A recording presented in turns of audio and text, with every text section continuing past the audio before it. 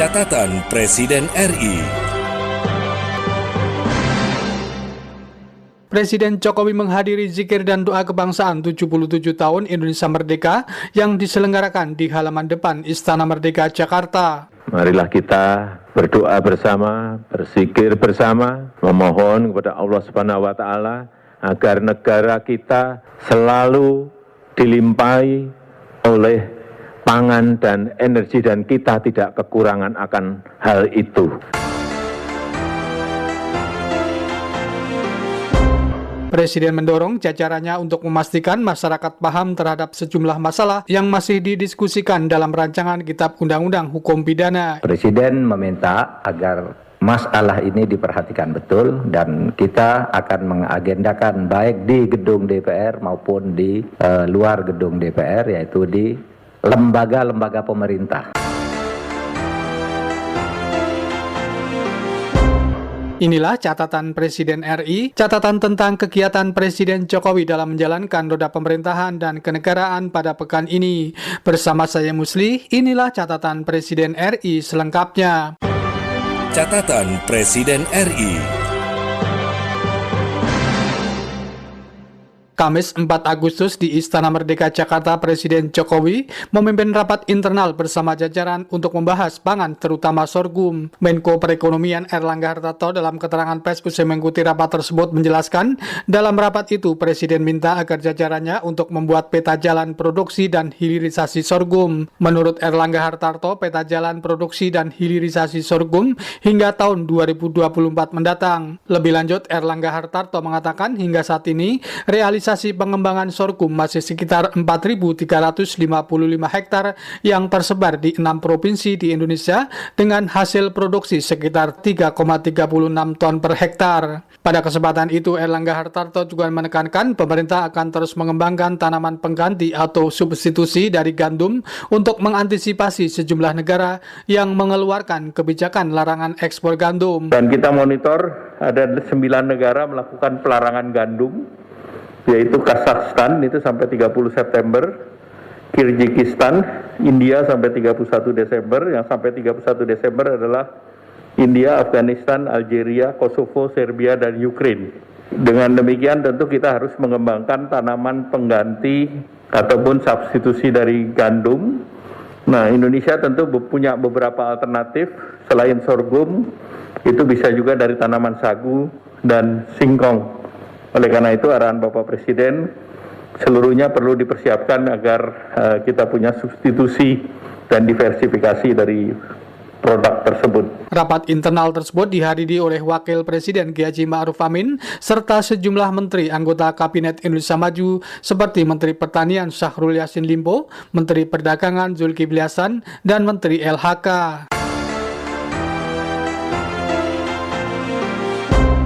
Rabu 3 Agustus 2022 di Istana Merdeka Jakarta, Presiden Jokowi menerima Menteri Pemuda dan Olahraga Zainuddin Amali dan Ketua Umum PSSI Muhammad Iryawan. Usai diterima Presiden, Menteri Pemuda dan Olahraga dalam keterangan persnya mengungkapkan Presiden Jokowi dalam pertemuan itu antara lain mengungkapkan pemerintah akan membangun pusat latihan sepak bola di Ibu Kota Nusantara atau IKN. Hal itu lanjut Zainuddin Amali setelah Presiden melihat perkembangan sepak bola yang makin membaik. Lebih lanjut Zainuddin Amali menjelaskan, pemerintah di IKN juga akan membangun berbagai fasilitas olahraga, baik fasilitas utama maupun fasilitas pendukung secara lengkap. Setelah melihat perkembangan sepak bola nasional semakin baik, maka beliau memberikan arahan kepada saya dan Ketua PSSI segera akan membangunkan training camp sepak bola kita. Di situ semuanya sudah lengkap dan akan dilakukan di Ibu Kota Nusantara, Ibu Kota Negara yang baru, karena rencana kita semua fasilitas-fasilitas olahraga, baik yang utama maupun pendukung, akan kita bangun di IKN, dan sekaligus beliau beberapa waktu yang lalu sudah memberikan arahan kepada saya untuk kita bidding menjadi tuan rumah Olimpiade 2036 tapi proposal itu sudah mencantumkan pelaksanaannya ada di IKN. Sementara itu, di tempat yang sama, Ketua Umum PSSI Muhammad Iriawan yang turut diterima Presiden Jokowi menjelaskan pihaknya merasa gembira dengan gagasan Presiden yang ingin membangun pusat pelatihan sepak bola. Kami bergembira karena beliau mempunyai gagasan untuk membangun training center, training ground atau tempat pusat latihan di IKN. Tentunya ini yang ditunggu-tunggu oleh publik. Sekali lagi terima kasih Pak Presiden, Bapak begitu atensi kepada sepak bola, dan insya Allah sepak bola Indonesia akan terus baik dan maju. Sekretaris Kabinet Pramono Anung mendampingi Presiden Jokowi saat menerima Menpora Zainuddin Amali dan Ketua Umum PSSI Muhammad Iriawan tersebut. Senin 1 Agustus di halaman depan Istana Merdeka, Presiden Jokowi menghadiri zikir dan doa kebangsaan 77 tahun Indonesia Merdeka. Selain Presiden, hadir Wakil Presiden Kiai Haji Ma'ruf Amin, sejumlah menteri anggota Kabinet Indonesia Maju, ulama, santri, dan tokoh lintas agama. Presiden Jokowi pada sambutannya antara lain mengungkapkan kita patut bersyukur bisa memperingati bulan kemerdekaan dalam rangka memperingati 77 tahun Indonesia Merdeka. Namun demikian, Presiden Jokowi mengingatkan bahwa dunia saat ini tidak berada dalam kondisi yang baik. Menurut Presiden, setelah hampir 2,5 tahun seluruh dunia mengalami sakit bersama-sama karena pandemi COVID-19, muncul sesuatu yang secara mendadak dan tidak diperkirakan sebelumnya, yaitu perang di Ukraina. Lebih lanjut, Presiden Jokowi mengatakan kondisi tersebut menyebabkan kondisi dunia yang dalam kondisi sulit, baik masalah pangan maupun persoalan energi. Dan kita patut bersyukur, alhamdulillah, kalau bensin di negara lain sekarang harganya sudah 32.000, 31.000, di Indonesia Pertalite masih 7.650. Tapi juga perlu kita ingat, subsidi terhadap BBM itu sudah sangat terlalu besar. Dari 170-an sekarang sudah 502 triliun rupiah. Negara manapun nggak akan kuat menyangga subsidi sebesar itu. Tapi sekali lagi alhamdulillah kita masih kuat menahannya sampai sekarang ini. Ini yang patut kita syukuri bersama-sama. Pangan juga seperti itu. Pangan di negara lain sudah naik 30%, 40%, 50% naik. Karena apa? Mereka yang makan gandum, baik yang di Asia, baik yang di Afrika, baik yang di Eropa apalagi, yang makanan hariannya gandum, sekarang ini betul-betul berada pada posisi yang sangat sulit sekali. Sudah harganya mahal, barangnya tidak ada. Kenapa barangnya tidak ada? Kenapa gandumnya tidak ada? Saya saat itu ke Ukraina ketemu Presiden Zelensky.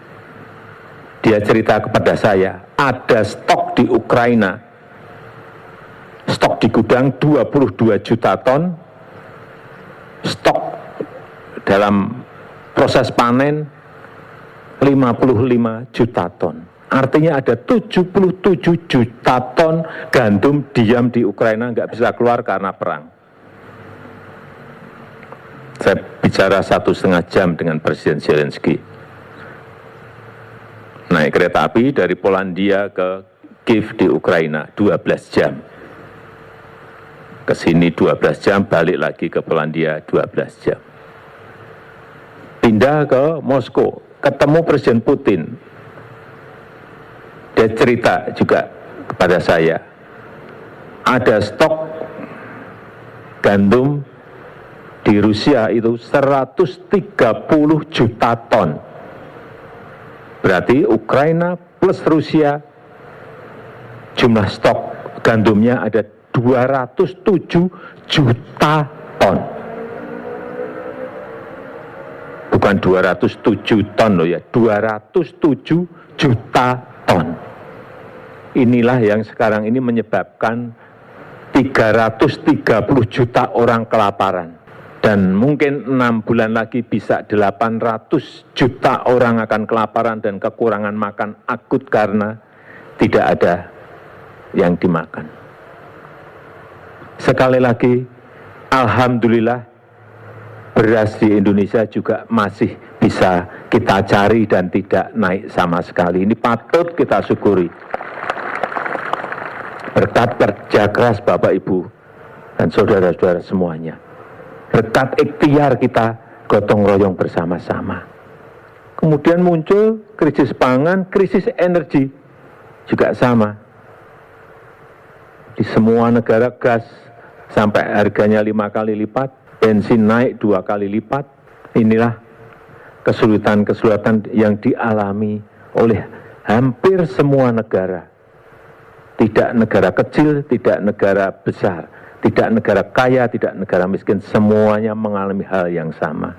Sehingga muncul krisis yang ketiga, yaitu krisis keuangan.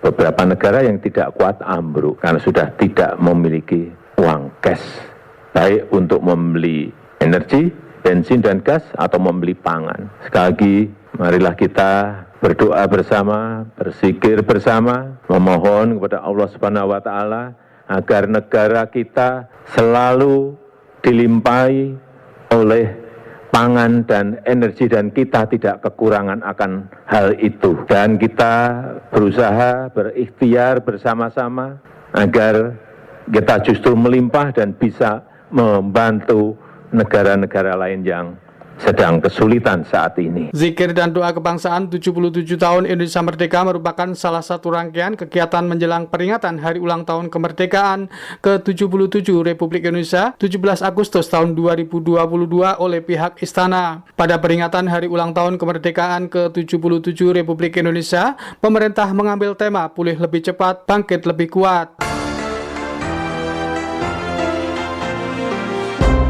Senin 1 Agustus, pihak Istana Kepresidenan menjelaskan tentang pelaksanaan peringatan Hari Ulang Tahun Kemerdekaan ke-77 Republik Indonesia pada tanggal 17 Agustus tahun 2022. Kepala Sekretariat Presiden Heru Budi Hartono mengatakan, upacara peringatan Hari Ulang Tahun Kemerdekaan ke-77 Republik Indonesia pada tanggal 17 Agustus tahun 2022 di halaman Istana Merdeka Jakarta kembali akan dilakukan secara terbuka, yaitu dengan dihadir undangan dan masyarakat. Kami di lingkungan Istana menyelenggarakan 17 Agustus sudah mulai terbuka, dan kami akan mengundang para menteri, para ketua lembaga, dan juga beberapa petinggi perwira tinggi TNI Polri.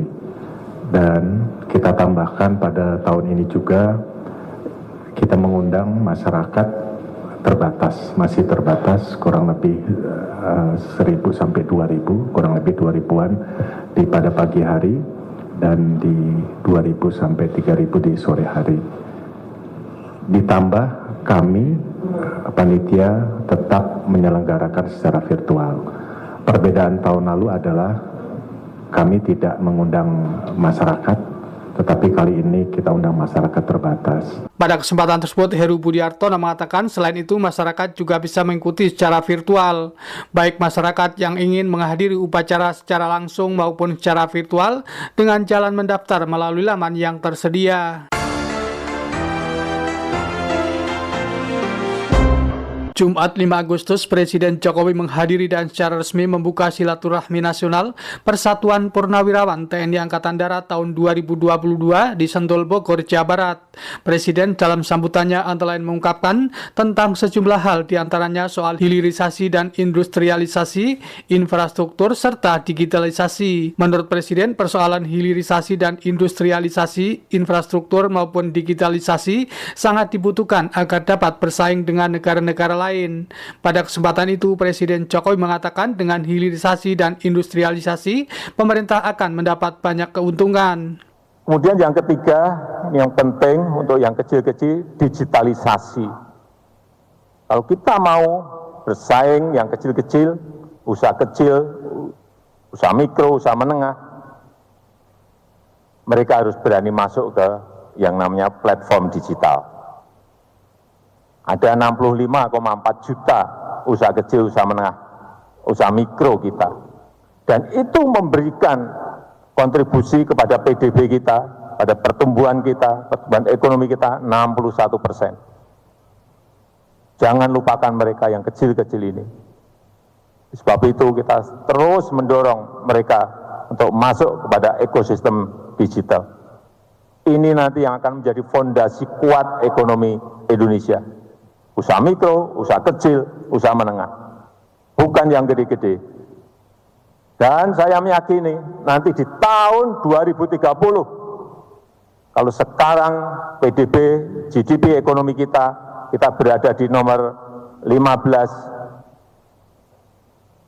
tahun 2030, insya Allah kita sudah berada di urutan yang ke-7 dunia. Dan hitung-hitungan semuanya, Bappenas ngitung, McKinsey ngitung semuanya, di 2045 kita berada pada posisi nomor 4 dunia. Ekonomi kita, kalau kita konsisten dan berani terus melakukan yang berkaitan dengan hilirisasi tadi, akhirnya apa? Kalau pertumbuhan ekonomi kita baik, GDP kita baik, nanti di 2030 perkiraan kita sudah 3 kali yang sekarang. Dari yang sekarang 1,2, 1,3 triliun US dollar menjadi di atas 3. Akhirnya apa? APBN kita menjadi menggembung lebih besar. Akhirnya lagi apa? Porsi anggaran untuk gaji, untuk pensiunan juga akan lebih besar. Di hadapan para peserta Silaturahmi Nasional Persatuan Purnawirawan TNI Angkatan Darat, Presiden Jokowi juga menjelaskan tantangan yang dihadapi dunia saat ini. Menurut Presiden, posisi pertumbuhan ekonomi di dunia semua saat ini tidak hanya turun melainkan anjlok. Presiden Jokowi menjelaskan saat ini yang dihadapi adalah pertumbuhan ekonomi turun akan tetapi inflasinya naik. Selasa 2 Agustus 2022, Presiden Jokowi memimpin rapat internal membahas RKUHP di Istana Merdeka, Jakarta. Menko Polhukam Mahfud MD usai mengikuti rapat dalam keterangan persnya mengatakan Presiden Jokowi mendorong jajarannya untuk memastikan masyarakat paham terhadap masalah yang masih didiskusikan dalam rancangan Kitab Undang-Undang Hukum Pidana atau RKUHP. Lebih lanjut, Mahfud MD menjelaskan Presiden juga minta agar jajarannya bisa membuka diskusi untuk menyerap pendapat dan usul dari masyarakat terkait RKUHP tersebut. Mahfud MD mengungkapkan saat ini pembahasan RKUHP sudah hampir final dan masuk pada tahap-tahap akhir pembahasan. Diminta untuk mendiskusikan lagi secara masif dengan masyarakat untuk memberi pengertian dan justru minta pendapat dan usul-usul dari masyarakat. Mengapa? Karena hukum itu adalah cermin kesadaran hidup masyarakat, sehingga hukum yang akan diberlakukan itu juga harus mendapat pemahaman dan persetujuan dari masyarakat. Itu hakikat demokrasi dalam konteks pemberlakuan hukum. Oleh sebab itu, terhadap 14 masalah yang sekarang sedang menjadi diskusi, itu akan dilakukan diskusi secara lebih terbuka, secara lebih proaktif melalui 2 jalur. Pertama, akan terus dibahas di DPR untuk menyelesaikan 14 masalah ini. Kemudian jalur yang kedua, terus melakukan sosialisasi dan diskusi ke simpul-simpul masyarakat yang terkait dengan masalah-masalah yang masih didiskusikan itu. Selain itu, Menko Polhukam Mahfud MD mengatakan pemerintah akan mengagendakan penyelenggaraan diskusi-diskusi untuk menyerap usul dari masyarakat. Nantinya, diskusi akan diselenggarakan oleh Kementerian Komunikasi dan Informatika, sementara untuk materinya akan disiapkan oleh Kementerian Hukum dan HAM.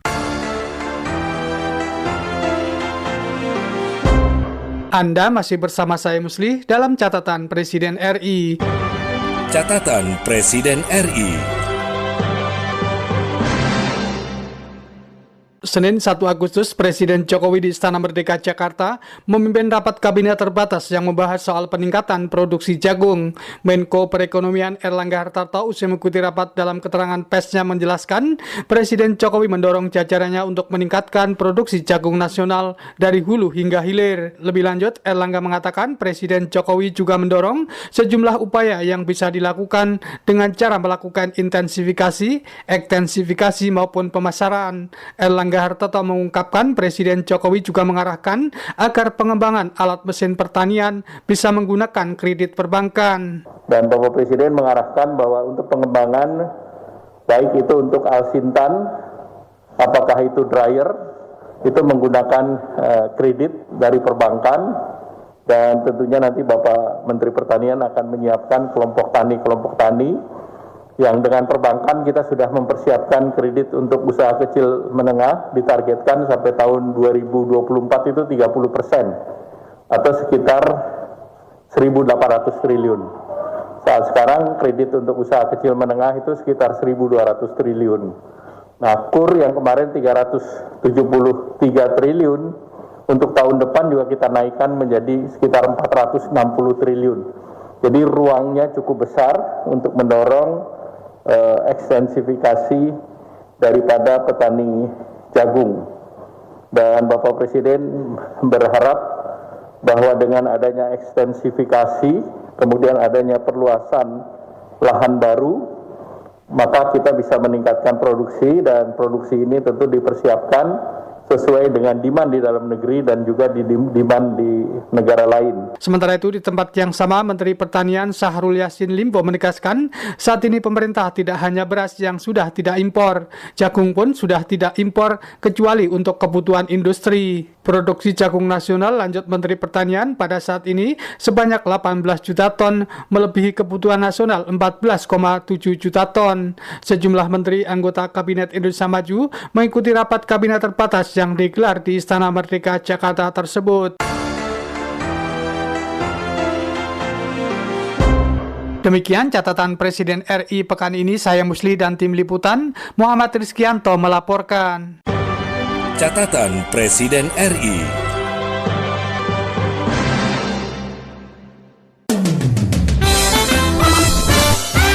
Elsington News in Talk.